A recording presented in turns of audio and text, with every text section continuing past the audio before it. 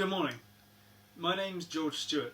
This is the first one of my videos, and forgive me if I am somewhat wooden in front of the camera, in front of this camera. It's not the fact that it's a camera, it's the fact that I'm alone in a room, well, alone apart from my dog, which you may be able to hear. His name's Caleb. He's a Collie Cross lab, and he is sleeping at the moment, or attempting to go to sleep. He's trying to get comfortable. Anyway, this is the first one of my videos, and as I say, I'm alone in a room, all the windows are closed. It's just me talking to essentially me on a screen. I'm just recording this on my Mac through the webcam, hence the quality, apologies.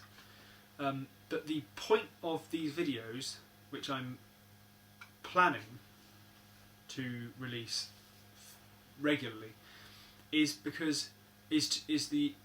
that I fully agree with Jordan Peterson's.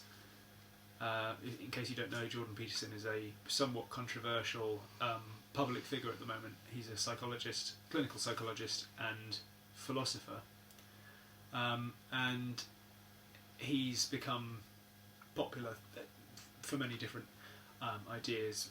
He really blew up on the internet from his interview with Cathy Newman on Channel 4, which now has, I think, 10 million views on YouTube. And he stated recently that video and podcasts have really revolutionised the way that we can communicate to each other.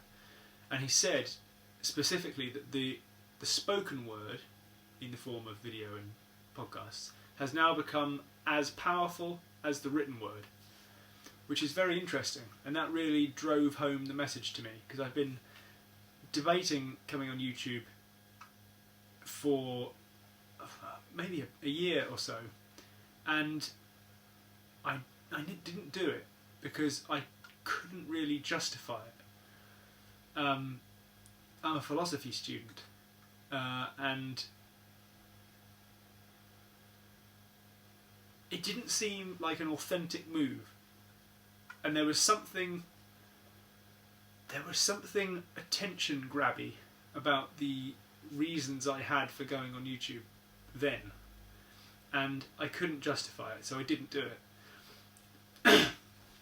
And it wasn't until I heard Peterson say that it really made sense, and I thought, yes, of course, this is just like writing books. In a sense, writing books is attention grabby, and writing articles is attention grabby.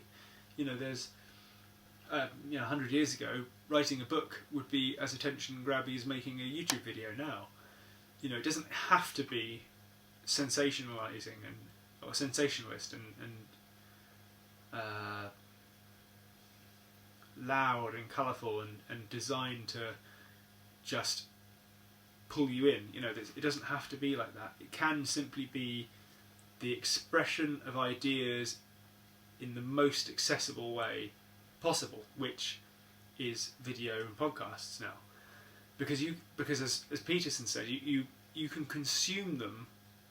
You don't have to consume them on borrowed time. You know, you can I think what did he say? You can consume them in found time. You know, just like when you're driving to the shops or driving to work or walking, you know, to X, you can put in your headphones and you can absorb all of the information that previously you'd have had to look in a scientific paper for. So he really got through to me with that message, and that's why I'm doing this. And that's why I'm doing this. But the thing that I'm actually doing with these videos, what I'm trying to accomplish, is a form of free concept communication. Because I think concepts are to me, they're very structural. So I think of an idea as a structure, a form, and like a concept is a form.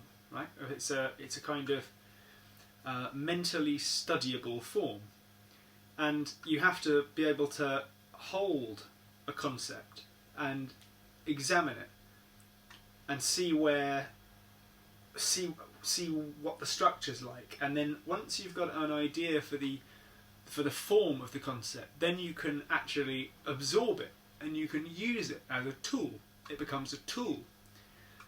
And what is a tool? You know, it's something to achieve it's an object, or it's a piece of technology, yeah, to achieve a goal, or a function, to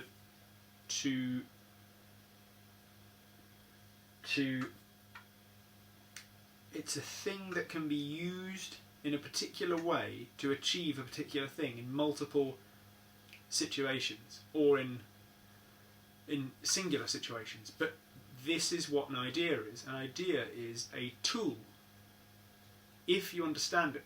A concept is a tool if you understand it well, and you can use it, and you can bring it out, and you can turn it this way, and you can use it in a situation. And that's what an idea is to me. And as a philosophy student, the communication of ideas and the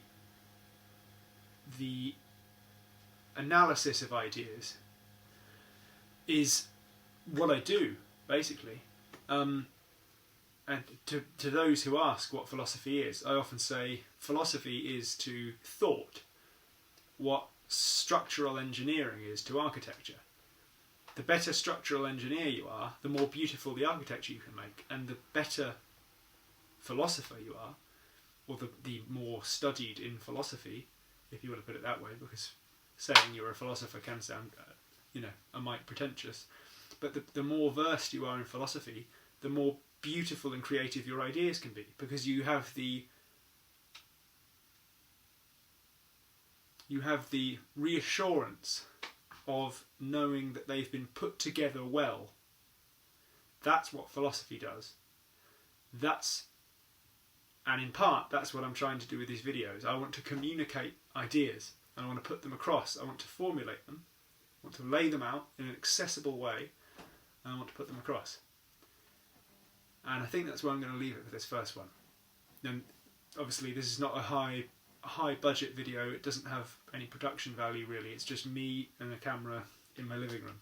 But the point is for me to get going, because I think that these videos are a far more accessible way for me to communicate than through the written word, because you have to find the time to read my written word, but you can just listen to me talk and do the washing up or do something else. So I think this is definitely something which I'll be exploring further and posting more videos about. So for now, I'll say I hope you found this video interesting, and I guess subscribe to my channel, and if you liked the video, like the video, and I'll see you again in the next one if you'd like to watch.